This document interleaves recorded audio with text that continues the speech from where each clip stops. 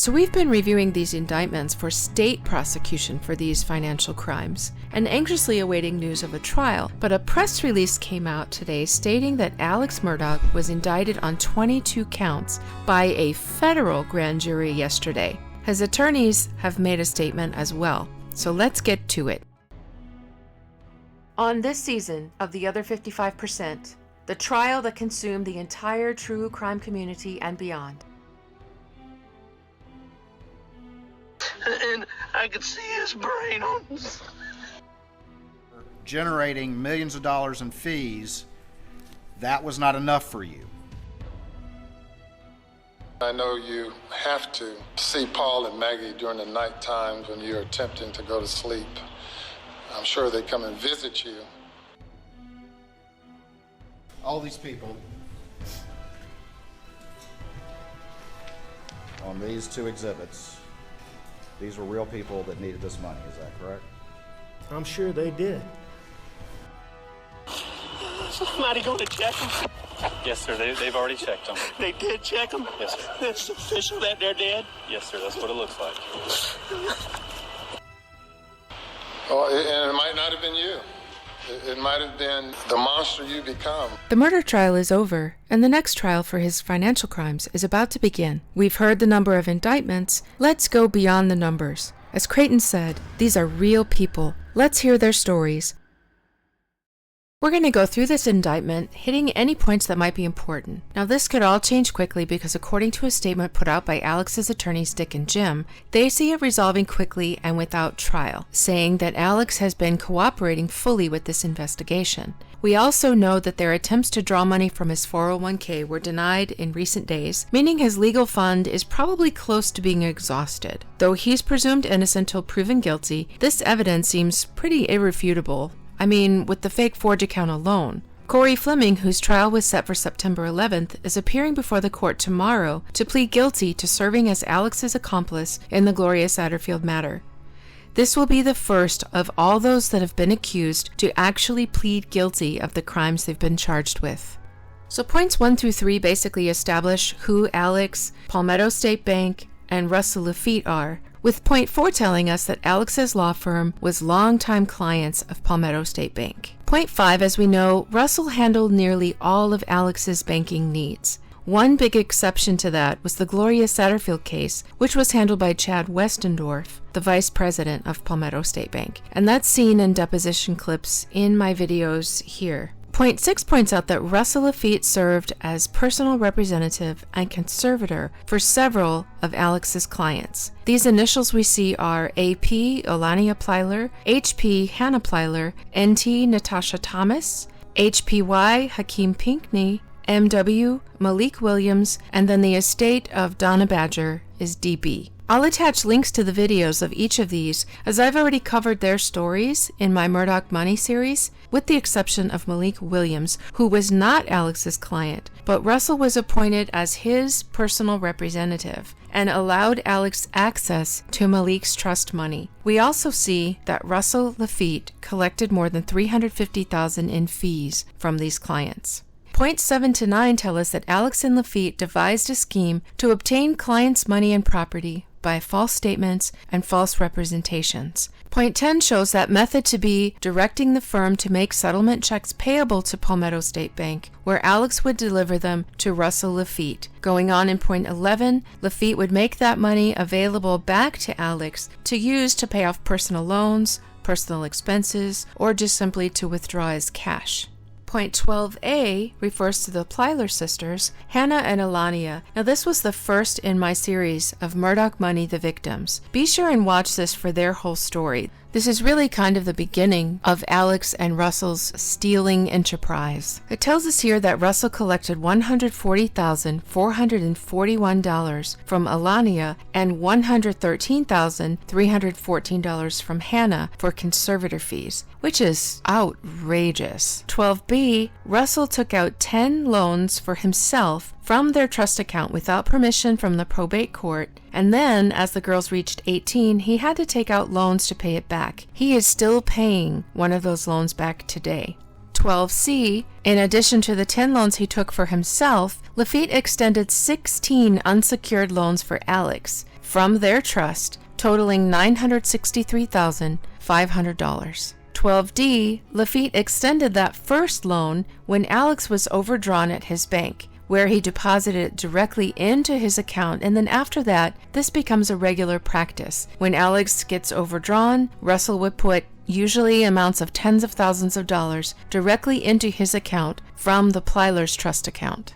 12E, this was all done without permission from the probate court. Money taken out of these types of accounts is supposed to be applied for by submitting either a petition for expenditures or an order allowing purchases. This is supposed to go before the probate court for their approval. We saw this done when money was used for the girls, for things like legal expenses, a car, school clothes, a trip, but not for any of Russell or Alex's loans.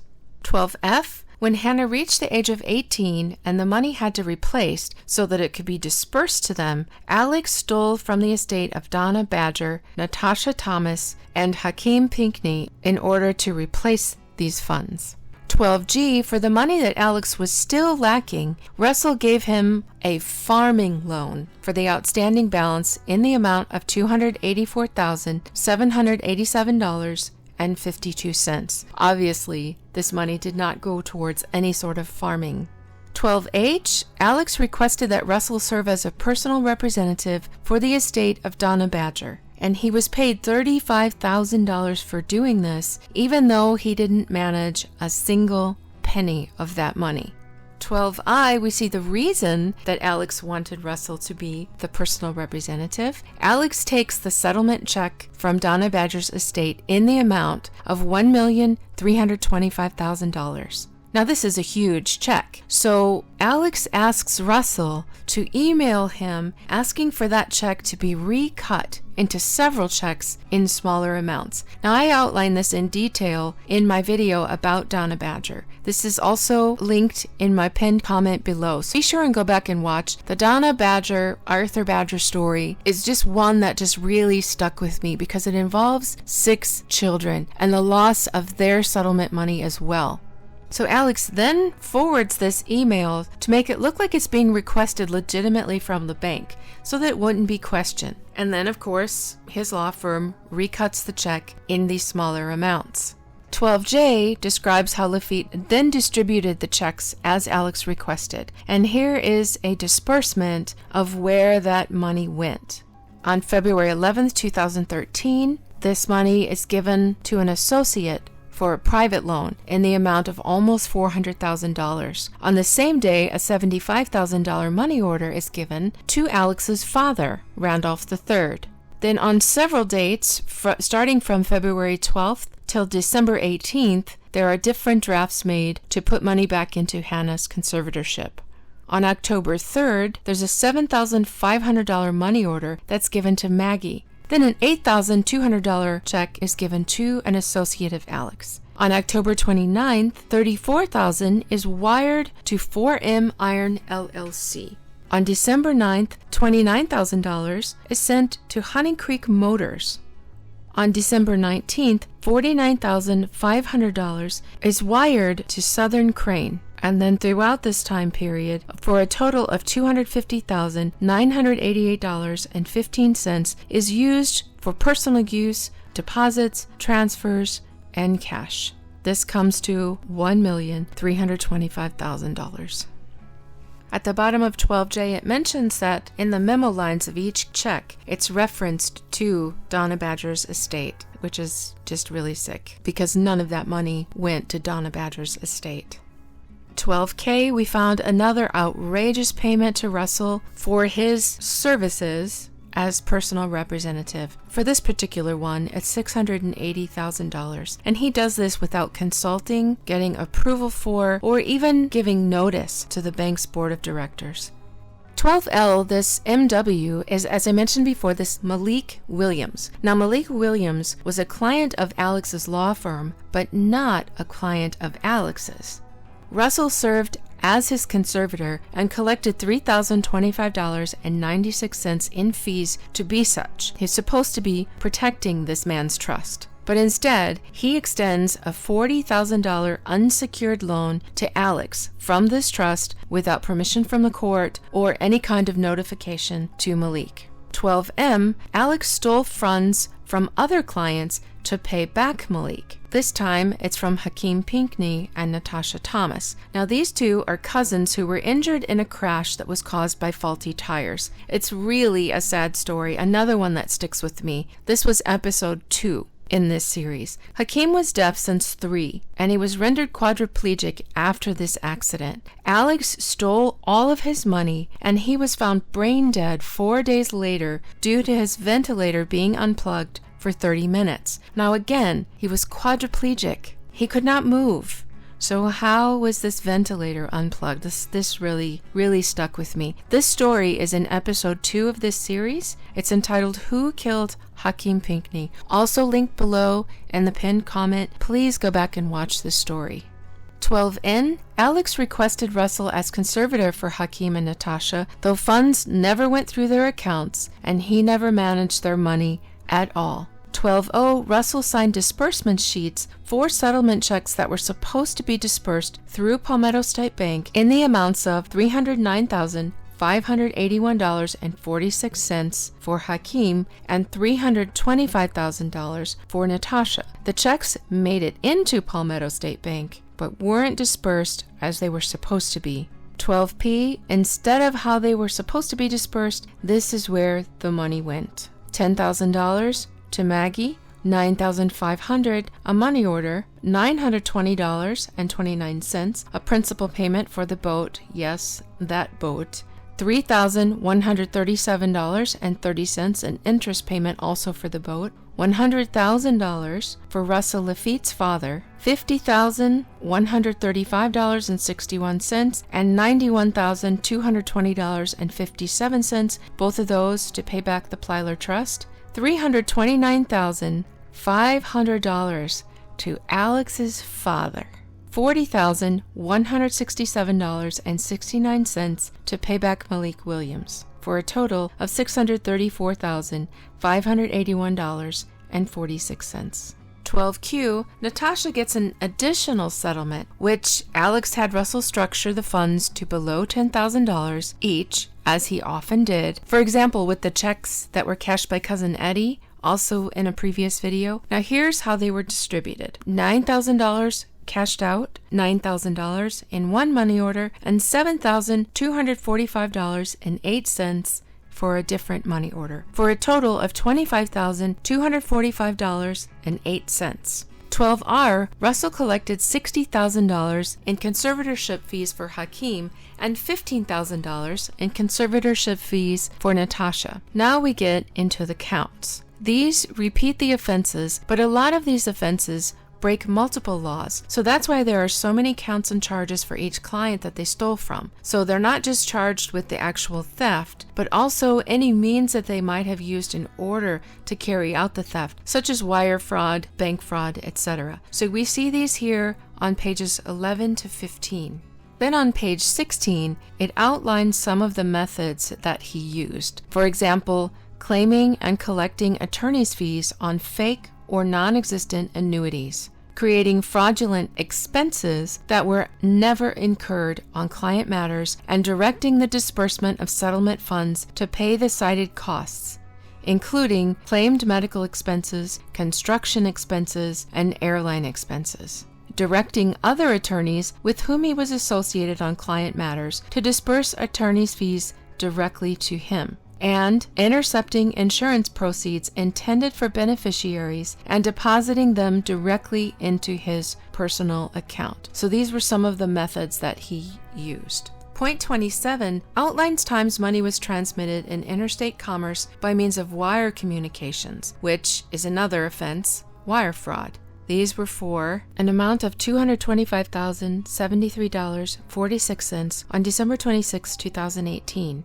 $112,500 on April 11, 2019 for BG, which I believe to be Blondell Gary, $91,867.50 on December 16, 2020 for victim JH.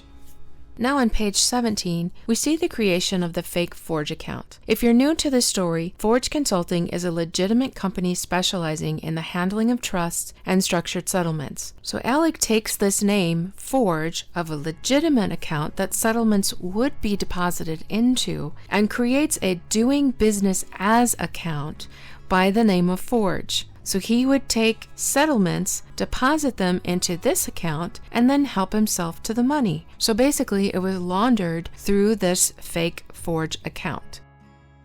Point 32, we see that starting in May 2017, he started using this method to steal thousands of dollars. The original account was closed in July 2018 when it was overdrawn, but then he opened a new one in August 2018 where he continued to use it until he was caught.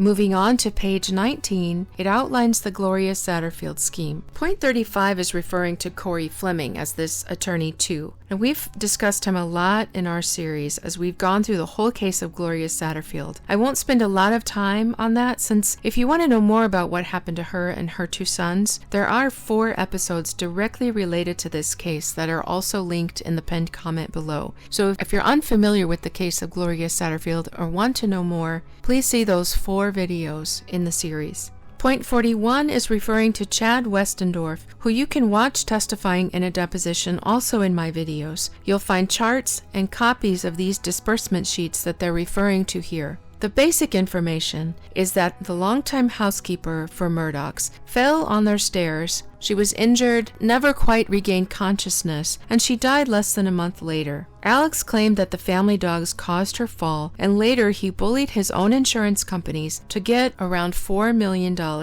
He then stole that money, leaving her sons destitute. The one son of hers has special needs and even lost his mobile home. He's now claiming he lied about the dogs, and since being indicted for stealing their millions, has tried many different ways to not have to pay it back, including most recently insisting that the insurance company needs to sue Gloria's sons to get the settlement money that their new attorney won for them from the bank, law firm, and other attorney involved, rather than come after Alex for it, since he now says the whole insurance claim was fraudulent. There's a lot of talk here of these inaccurate disbursement sheets. In the first 2 Gloria Satterfield videos in the series, you'll see a lot of this explained in the deposition between attorney Eric Bland and Chad Westendorf, who served as personal representative in this case. So I won't get into these disbursement sheets here because there are a lot of good charts and graphs in those 2 videos. We also hear in that deposition, in those videos, that the Judge Carmen Mullen, helped Alex to keep his winnings private in order to protect his money from the Mallory Beach lawsuit. And again, I've already covered this very extensively, so I'm not going to repeat it all here in this video, but if by chance you haven't seen those videos, please click the links below if you want to know more about the Gloria Satterfield case. Moving on, we see another chart of the rest of the counts. These are different transaction numbers and amounts that Alex stole and then deposited into his Forge account. When you see BOA, that's Bank of America, and that's the bank where he set up his fake Forge account. I've added a column that includes the lists of names of these victims. So count 9, August 31st, 2018, $85,000, and the next one, $65,000 on October 3rd. These were both Jordan Jinks. Jordan Jinks was a childhood friend of Alex. I believe he stated that he actually broke Alex's arm by accident as a child when Alex was 8 years old. Count 11 was October 19th, 2018, for $19,500. This money was part of Mary Duncan's settlement. Count 12, December 26, 2018, Adriana Hay, he took her entire settlement amount, $225,073.46. Then counts 13 and jumping down to 16 and also 18, those were all Gloria Satterfield, $403,500 taken on January 9th, $2,961,931.95 taken on May 15th, 2019, and a final $118,000 taken on October 6th, 2020. Back up to February 27th, 2019, count number 14, $279,850.65. This was for a Barrett Boulware who was also a lifelong friend of Alex. In fact, the Boulwares go back a couple generations worth of friends. There are a lot of real estate ties. In fact, this is the man he bought Moselle from. There's a big story there between these two families I intend to delve into later. But the sad part is, with this being a longtime family friend, he was dying of cancer at the time. His wife needed money to stay in a hotel to be near him in his hospital, but Alex saw fit to take his money. Count 15, April 11, 2019. The amount's $112,500. This was for Blondell Gary. We've already done a story on her. The 17th count, February 27, 2020. Christopher Anderson. He took $750,000 from him. November 30th, 2020, count number 19, for $152,866. That was Sandra Taylor. That was my last video I just did. Count number 20, on December 16, 2020, the amount was $91,867.50. This was for Jacob Hirschberger, 27-year-old doctor who was killed in a car accident. Count 21, January 29th, 2021, the amount was $125,000. This was Thomas Moore, a highway patrolman that Alex stole from. And coming back to Jacob Hirschberger, count 22, on May 12th, 2021, Alex saw fit to steal yet another $83,333.33. So this brings us to page 26 under forfeiture of conspiracy, wire fraud, or bank fraud. And this states that Alex must forfeit any property that is traceable or derived from proceeds he obtained either directly or indirectly from these offenses. So that's for conspiracy, wire fraud, and bank fraud. This gets repeated the same thing for the money laundering charges. Now coming down under property, this is the interesting part. It reads, a sum of money equal to all proceeds the defendant obtained directly or indirectly from the offenses charged in this indictment. That is a minimum of approximately $7,641,707.09 in United States currency, and all interest and proceeds traceable thereto, and or such sum that equals all property derived from or traceable to his violations, and then it cites the codes that he violated. It repeats that also for money laundering. So basically, Alex has to pay back the almost $8 million that he stole. And this gets interesting because we know Moselle has already been sold. And then it further details under substitute assets, if any of the property described above as being subject to forfeiture as a result of any act or omission of the defendant, A, cannot be located, B, has been transferred, sold, or deposited with a third person, like the house at Moselle he put in Maggie's name, and has now been sold. C, has been placed beyond the jurisdiction of the court, so outside of the United States would be a case of that. D, has been substantially diminished in value, or E, has been commingled with other property which cannot be subdivided without difficulty. So if any of those things have occurred, it then says that it's the intention of the United States to seek forfeiture of any other property of the defendant up to the value of the forfeitable property. So if he spent his money on things that they cannot recoup from, then they can recoup from something else that he might own until that almost $8 million has been settled. So this kind of opens everything up. It goes outside of the realm of his stealing, outside of the dates of his stealing. Basically anything that he owns can be taken as a substitute if what he has left of his stolen funds, which we know he doesn't have much left, cannot satisfy this $8 million. This could very easily be the reason that the judge denied him access to his 401k for his legal defense. It's very probable that that 401k will be required in order to satisfy his debts. So that's about it for the indictment, and basically these are not new charges. These are the same charges, the same victims, and the same amounts that we've been covering together here in this series. The difference is that this is now a federal indictment, not separate state indictments as we've seen. Also new news is it outlines the forfeiture process of how these victims will be compensated. That's something a lot of us have been wondering. How will these people be compensated?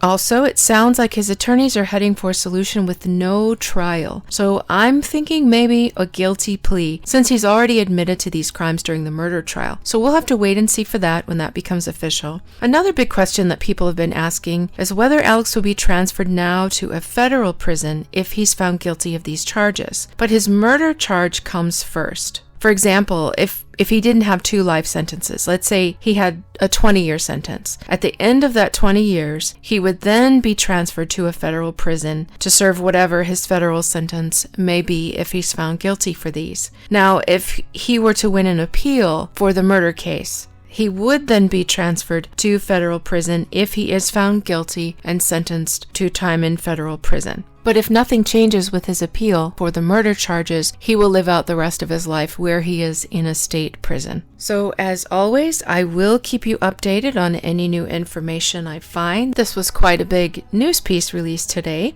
I was happy to share this with you. As always, this is Cassidy O'Connell saying stay well and stay tuned.